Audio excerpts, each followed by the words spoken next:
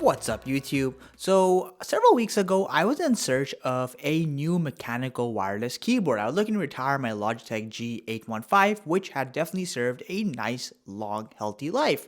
And I stumbled upon NuPhy's Air 75.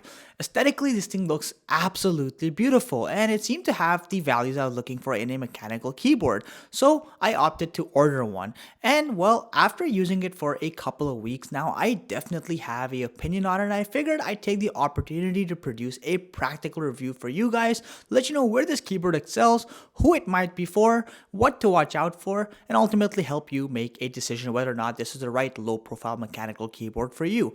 As always, if you enjoy the content, hit that like button, sub to my channel. Thanks for watching, let's go. Now, as the name might suggest, the Air 75 is essentially a 75% wireless keyboard, meaning you don't get a dedicated 10 key pad, but pretty much get the function keys and everything else. Provided you're okay with that compromise, this is definitely a very compact keyboard and packed in a very neat fashion. In fact, it's so compact, it comes close to rivaling some 60% keyboards out there, which is very impressive. NuPhy claims it's about 16 millimeters thick, which is very thin, and given that this is a low profile keyboard, you do have PBT keycaps, so they are plastic, but they have a nice coating that prevents excessive buildup of oil and moisture over time, and the entire top frame is actually made of an aluminum alloy, which gives it a really nice premium feel. The bottom half of the keyboard is made of translucent plastic, but it doesn't necessarily feel cheap or flimsy. It feels pretty sturdy and solid altogether.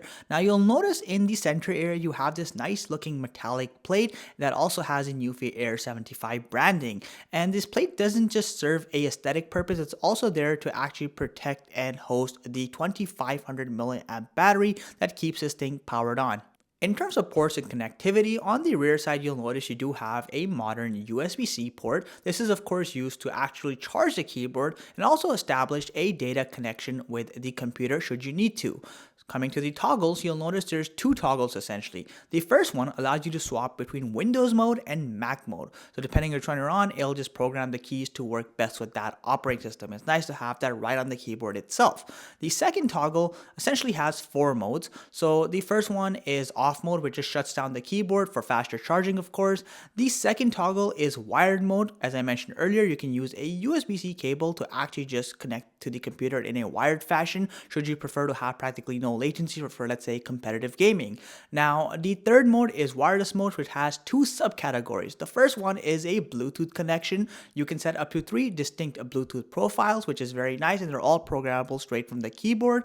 And the second option is wireless through the USB dongle that NuPhy provides. This is just a standard 2.4 gigahertz receiver, and it's the option I personally prefer, as it's probably the second best right next to a wired connection. Coming back to the keycaps, this keyboard just looks so beautiful with that stunning color combination. So that neon bright orange enter button, or that nice looking teal escape button, and just the white keys with the rounded edges just look so nice and aesthetically pleasing, and it all comes together in a very modern yet graceful fashion.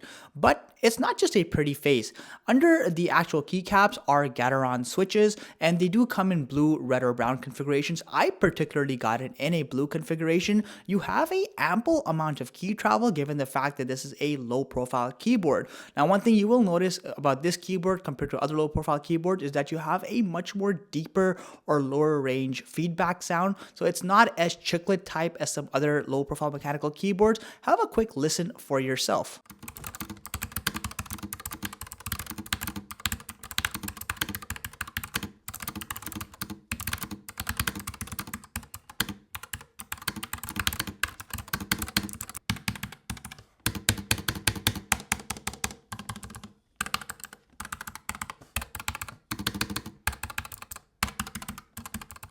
Now, while I know it's entirely impossible to truly conceptualize just how good this keyboard is to type on, one thing I can tell you is that if you enjoy high quality mechanical keyboards, this will definitely meet that requirement. Now, moving past that, yes, this keyboard is fully backlit. Yes, of course, in order for it to be socially acceptable in 2022, it needs to have RGB lighting, which it does. In fact, it comes with a number of pre-programmed lighting modes. You can swap through them using the function key and the arrow key. keys. You have a total of 5 brightness levels you can turn up and down, and for the most part, the color spectrum is quite nice. One major holdback here is the fact that this is an entirely side-lit keyboard, meaning no light actually shines through the characters themselves. Some people will love this, but others who prefer function over form may not like this, and there's kind of no way around it unless you get custom or modded keycaps. You may have noticed on either side of the keyboard you have two LED indicators, and while they are also programmable to actually go with any RGB color of your choice,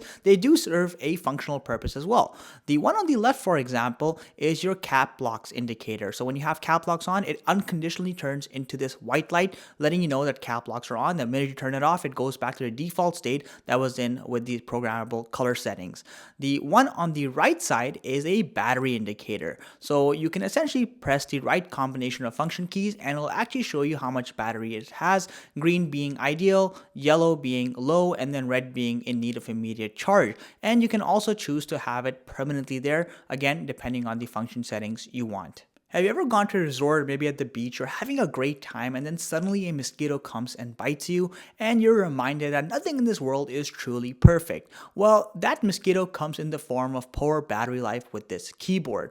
Honestly speaking, you're not going to get great results. Now, NuPhy claims you can get up to 48 hours in a lab-tested environment. I still don't know what the heck lab-tested means. Is this some quantum scientist like in some phased field with a fancy keyboard testing battery life?